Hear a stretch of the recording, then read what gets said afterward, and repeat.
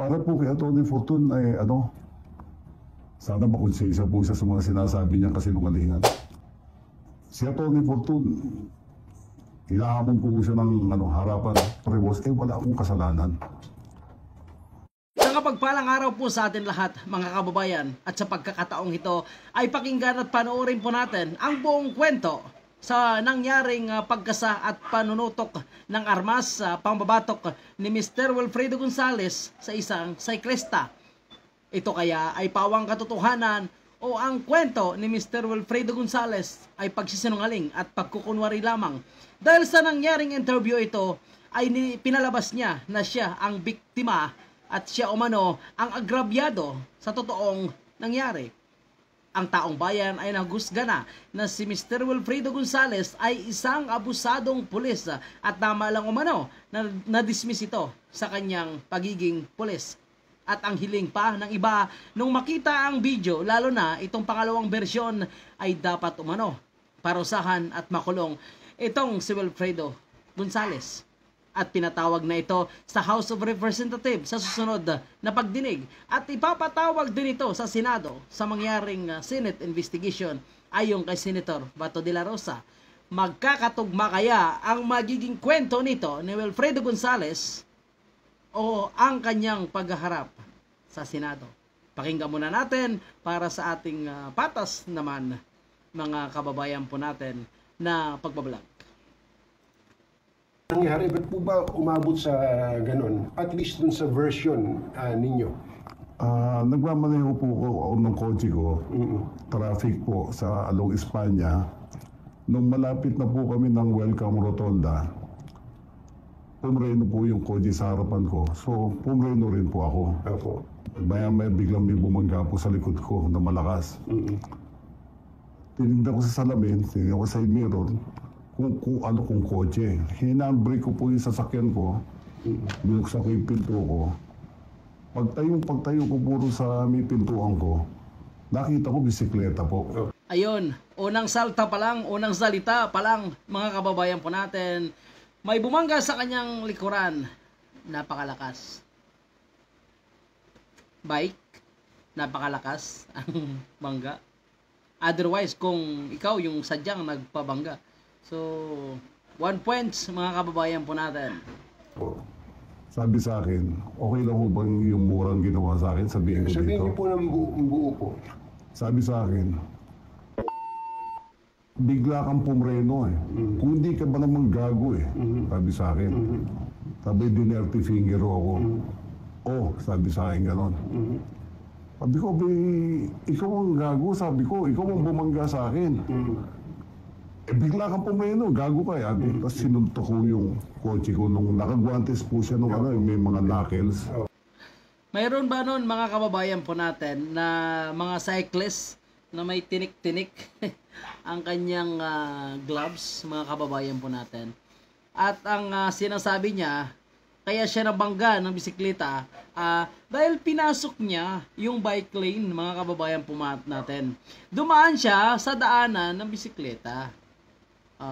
Pinasok niya bigla, kaya doon siya umano'y na bigla nitong cyclista. Sino may kasalanan doon? Pagmotor, sinuntok po, UP po yung kotse ko. So kaya na UP yung ibabaw? UP po, UP ibabaw. Ako po. Napakalakas nito sumuntok pala ng cyclista, mga kababayan po natin.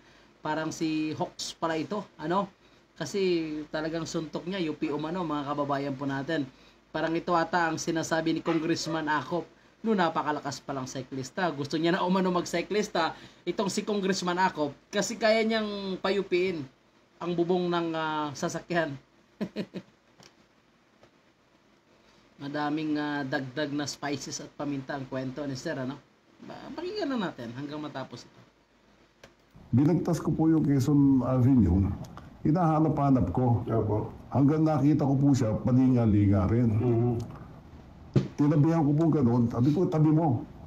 Mag-usap tayo. Tabi mo. Binangga mo ako, sinuntok mo yung kotse ko. Sabi sa akin, ulul. Sabi sa akin gano'n. Pumunta siya sa kaliwang side ko. Ginawa ko, makikita nyo naman sa video ng CCTV footage ng Hinabi ko po yung kotse ko sa kaliwa para maharang ko po siya. Ang ginawa po, ibinangga po yung bisikleta niya doon sa... Binangga ba mga kababayan po natin? Pasilip nga. Mukhang hindi naman binangga ni kabayan, ano, kundi sinita niya, sinigawan niya, ano, kaya tumigil din itong kabayan natin. At sabi niya hinawi o manong salamin, pati nga mga kababayan po natin kung hinawing ang salamin. Sa Pintuan ko. Opo. Parang ang layo naman ng ating kabayan doon sa salamin ng kanyang kotse, mga kababayan po natin. Palagay ko sanay ito sa inuman, itong si Mr. Wilfredo Gonzales. Kasi ang galing niya magkwentong lasinggero, mga kababayan po natin. Palong-palo. Siguro para isip niya, hindi ako makababa. Ginanon niya, tapos sinuntok ko yung ano, yung... Ayan o. Parang sinara niya yung daanan, mga kababayan po natin. So nagdulot siya ng traffic dahil sa ginawa niya, hindi niya ba naisip yan? Isang cyclist lang, pinatulan niya. side mirror ko. Opo. So makita yung side mirror ko, gumanon talaga eh. So, bumaba na ako. Yung baril ko, kinuha ko yung baril ko, sinukbit ko. Opo. Tapos, akmang Paano kinuha yung baril? Sinukbit nandiyan na nga yung baril sa gilid niya eh. Yan hindi niya na binalikan yung baril niya, mga kababayan po natin. Nakasukbit na sa kanyang tagiliran bago pa man siya bumaba ng kanyang sasakyan. Kwento niya mali-mali mismo sa kuha sa CCTV, tatakbo siya. Hindi naman tumakbo yung biker siya yung lumapit mga kababayan, tapos binatukan niya.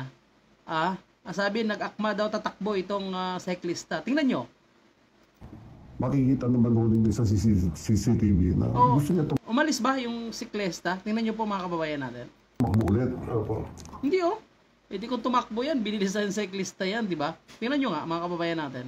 So, dilakma ko yung ano. Hindi nga umakbang yung cyclista Hinatak niya yung bisikleta. Siya yung tumakbo ng bisikleta, hindi yung cyclista. Tingnan nyo.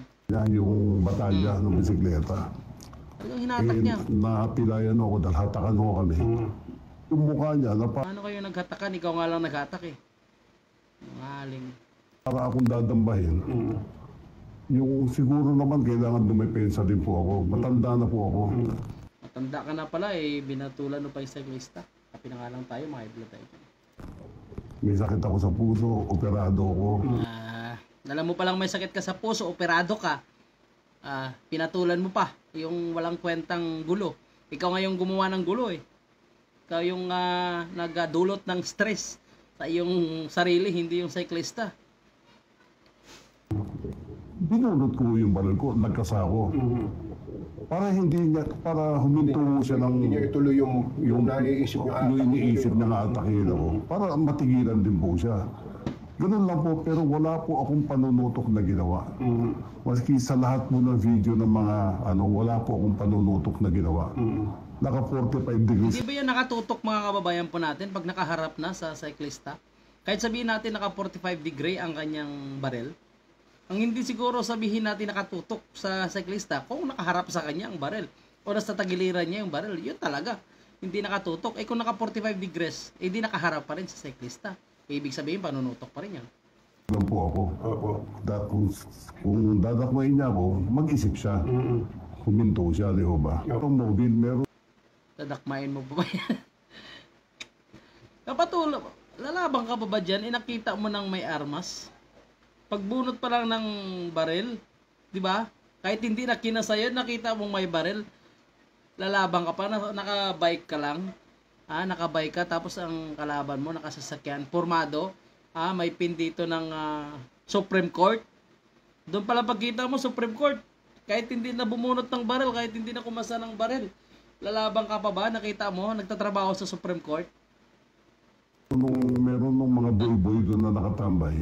Pero pansamantala, sa traffic sector po tayo. Opo. Di punta po kami ng traffic sector 4. Talaga yung nakatambay doon, mga kababayan po natin, talagang magtatawag ng pulis. Dahil, galit na siya At nakita nila dito, naka-Supreme Court, naka-uniforme ng pang-opisina. Diba? So, talagang tatawag yun. Dahil sa respeto, nakita, naka-Supreme Court ka. Tapos ang hinahatak mo, naka-bike. Tapos ipapalabas mo pa na sinaktan ka, sinira yung sasakyan mo, yung side mirror mo, Kumbaga pinalabas mo doon na ang bike yung cyclist yung may kasalanan. So talagang magtatawag sila ng pulis dahil nakita nila official ka. Tapos hanggang salaysay po kami. So, ba't tinawagan ko pa yung anak kong medalya? Sabi nung anak ko, sila lumalaro yan kung ikakasama. Mga 12 to 15,000 yan, daddy. Sabi niya. Yung ng sasakyan mga kababayan po natin, 12,000. Mahal pala, no? Ayaw na magkasasakyan, baka mayupi, mahal. Tawa. Sabi ko sa anak ko, hayaan mo lang tumawa tao. Sabi ko, hayaan mo lang. Ganun po. Grabe naman ang dagdag ng spices mga kababayan po natin. Ikaw, ordinaryong cyclista ka. Nasa harap ka ng pulis. Na yung pulis, dating kasamahan niya, kalaro niya ng gun shooting. Tapos nandun pa yung mga anak. Tatawa-tawa ka pa ba? Palagay mo makakatawa ka sa ganong sitwasyon? May baril lang yung kalaban, nandun yung mga anak, ang mga pulis, kaibigan niya, kakilala niya. Tatawa ka pa ba nun? Palagay mo may lakas ka pa ng loob na tumawa sa ganong pagkakataon? Palagay ko hindi ata eh. Parang posible ang cyclista magmamakaawa na lang eh. Tawagan po siya.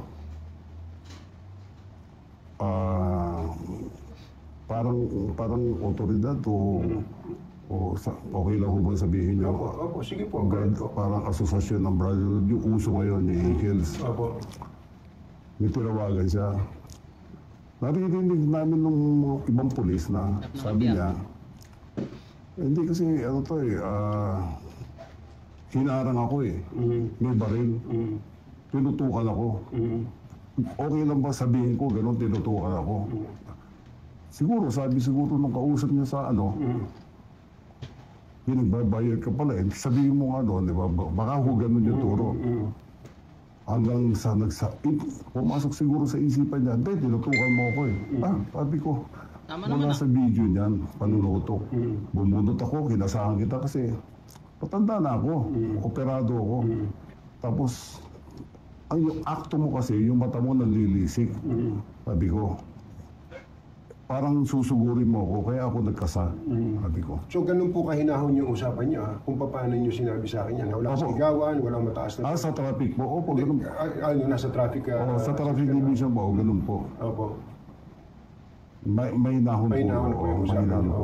Yung mga sinasabi ni Atty. Fortun, masyado pong puno ng kasinungalingan. Kung niya sasabi... Grabe mga kababayan po natin. Si Atty. Fortun pa, ang sinasabi niya ngayon na puno umano ng kasinungalingan ang sinasabi mga kababayan po natin. At tinahamon niya pa itong si Atty. Fortun na maglabas umano ng dokumento. Kaya niya umano makipagharapan kay Atty. Fortun at iharap niya umano at ilabas niya ang mga dokumento na magpapatunay na umano'y sinungaling itong si Atty. Fortun. So, ganong kalakas ang kanyang loob. At ang sinasabi niya na siya umano ay retiradong pulis, hindi umano naputol ang kanyang benepisyo, tuloy-tuloy umano, at hindi umano totoo na siya ay na-dismiss. Hindi na pinilit, pinwersa o Maski yung mga pulis po, na-offend po doon sa statement ni Atty. Fortun. Wala pong pilitan, wala pong lalakot. Kusang loob po kaming gumawa ng pumirma kami pareho. Nilagay po namin yung cellphone number namin pareho. Ganun lang po, kasimple. So, wala umanong pananakot mga kababayan po natin. Pero makita natin sa CCTV na tinatapik-tapik pa ng kaibigan niyang pulis itong cyclista at binubulungan. So doon pa lang ay talagang posibleng sinasabi na makipag-ayos ka na lang para hindi na lumaki ang gulo at hindi umano nilagay doon sa kanilang pinirmahan na nagkasa ito ng barel mga kababayan po natin. So doon pa lang nilinis na yung kanilang usapan. Kaya nga naman ang pulis na itong nasa substation ay tinanggal na rin, sinibak na rin sa kanilang pwesto dahil sa kanilang ginawang kapalpakan at nilipat pa sa kabilang police station itong paggawa nga ng report. Hindi naman nila kukunin din yung pera dahil mukha nga akong... Di ba? So minamaliit niya yung cyclista, mga kababayan po natin, dahil mukhang, alam mo na, mahirap. Pero bakit niya pinatulan? 'Di ba? Alam mo namang walang kalaban-laban, bakit mo papatulan? Ngayon sabihin mo, alam mo namang ganito, tapos bakit mo pinatulan? So talagang gusto niya ipakita, mga kababayan po natin, na untouchable. Buyoy ako. Itong si Wilfredo Gonzales, yun ang gusto niyang iparating dito sa cyclista. May baril ako, nasa Supreme Court ako, dati akong retiradong pulis ako. So yun na sana ang gusto niya lang iparating. Napakasimpleng mensahe lang sana ang kanyang iparating dito sa cyclista. Pero sumabog ang isyong ito at pati ang kanyang baho, mga kababayan po natin, ay lumabas din. Napaka-simpleng bagay. Pinalaki niya. Ngayon, ikaw yung may stress. Tao talaga siya, kaya lang, amoy alak ko siya that time. Yun. Nagdagan pa. Amoy alak daw. Paano niya ma-justify, mga kababayan po natin? Kasi in-interview sa pagdinig sa House of Representatives, kahit yung pulis hindi naman sinabi na yung cyclista ay amoy alak. Dito sa kanyang kwento, para madagdagan ng spices, para mapasarap ang kanyang kwento, ay sinabi niya na amoy alak o manong cyclista. Anak ko nandun. Inisa-isa niya kung hawakan ng kamay, kamayan, iyakatin ng kamay, humingi ng tawad. Lahat po yung anak ko, inisa-isa niya po. Inuungkat ngayon sa inyo ay kayo daw po ay hindi mabuting pulis. Katunayan, ang record daw po niyo ay nagpapakita na kayo nasibak sa pagiging pulis. Klaruhin nyo nga po yun. Kayo po ba ay nasibak bilang pulis? Natanggal po ako, pero naibalik po ako at wala pong putol ang service record ko po. Hindi po pinaputol ang service record ko dahil mali, parang kung tutuusin po kasi, mali po yung yung ginawa sa akin na exonerated po ako. So, mali o manong ginawa sa kanya? May 30, 2006. June 1, 2006. Same person po, same general na nakapirma, pero iba po yung pirma. Hindi na po ako exonerated. Nilaban po namin ng lawyer ko yon. Bakit lumabas yun? Sabi niya, pa-authenticate tayo sa head of office ng pinanggalingan. Nagpa-authenticate po ako sa Bikutan. Ang sabi po nung opisina ng Bikutan, RIAS. Sabi niya, hindi namin pwedeng i-authenticate yan June 1 dahil wala kaming kopya niyan. Hindi yan lumabas sa amin. Kinausap ko po yung, at hiningan ko ng affidavit, yung nag-authenticate na May 30, 2006 exoneration ko. Nagbigay po siya ng affidavit, si Teniente Mauro, parang Fajardo ata po. Nagbigay po siya ng affidavit niya na siya lang ang nag-authenticate sa opisina yon ng mga desisyon. At wala siyang nakitang ganong desisyon na hindi ako exonerated. Kaya wala nga akong authentication Ito sa akin pong hawak, dala ko po, original tsaka authenticated copy. Na kayo ay nalinis dun sa kasong pinahil sa inyo. Yun, mali pala ang pamunuan ng Philippine National Police, mga kababayan po natin. So, talaga naman, hindi nila chinecheck, mga kababayan po natin. Dahil hindi naman pala na-dismiss itong si Wilfredo Gonzales. Malinis retirado siya, mga kababayan po natin. So, hinahamon po natin ang Philippine National Police na patunayan nyo po ang inyong allegation na talagang na-dismiss itong si Wilfredo Gonzales dahil mayroon siya umanong dokumento na magpapatunay na hindi siya na-dismiss. Ayan, pamunuan ng Philippine National Police. Ano po yung sagot niyo dito sa kanyang naging interview kay Anthony Taberna? Administratively. Opo. Ano gusto niyo sabihin kay Attorney Fortune? Attorney Fortune talaga inahamon sabi niya. niya, nag-iingat daw siya. Humihingi pa nga siya ng panalangin sa mga supporters niya, mga netizen, dahil apparently ang insinuation niya gagantihan niyo siya. Para po kay Atty. Fortune Sana makonsensya po siya sa mga sinasabi niyang kasinungalingan. Dapat ikaw yung makonsensya eh. Si Atty. Porton pa umano ang dapat ay makonsensya sa kasinungalingan. Lagot ka kay Atty. Porton. Ako. Napakasama ho ng mga sinasabi niya na baka hindi ho niya kayang patunayan kahit abogado siya. Kaya ko lahat tumpasan niya ng dokumento. Atty. Porton, kahit magkaharapan tayo, ilabas yung katotohanan. Gandang laban to. Si Atty. Porton, ilahamon ko siya ng harapan. Hamuna na. Ilabas mo yung dokumento, sinasabi mo, lalabas ko yung dokumento ko. Ayun, magandang laban mga Meron po kababayan. ba kayong pinagsisisihan sa nangyari noong August 8?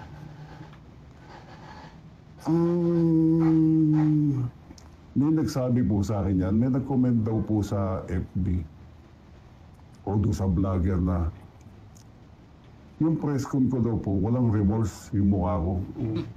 Ang sagot ko po dyan, bakit kailangan ako magkaroon ng remorse? Wala akong kasalanan. Ayun, mga kababayan po natin, hanggang sa huling salita sa kanyang interview dito kay Anthony Taverna, nanindigan itong si Mang Willie Gonzales na umano'y wala siyang kasalanan at wala siyang dapat pagsisihan sa ginawa niya sa cyclista. Talagang napakalakas ang loob nitong ni Mang Willie Gonzales, mga kababayan po natin.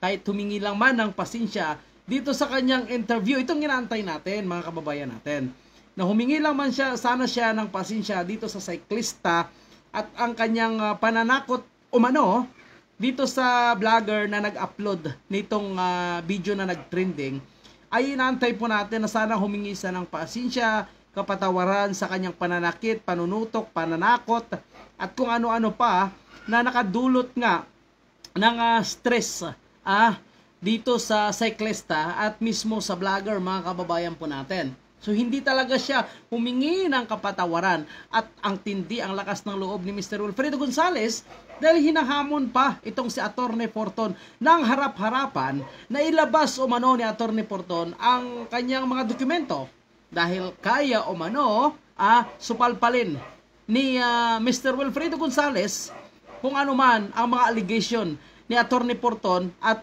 kaya niya umanong patunayan na si Atty. Porton ay nagsisinungaling. Kaya abangan po natin mga kababayan yung pagharap nito sa Senado ngayong Martes. Titingnan natin kung ganun pa rin ba siya kagaling magkwento. Kwentong lasinggero ito eh. Ang mga kababayan po natin, kung makakaharap niya si Senator Rafi Tulfo, Senator Estrada at si Senator Bato sa Senado. Abangan natin mga kababayan.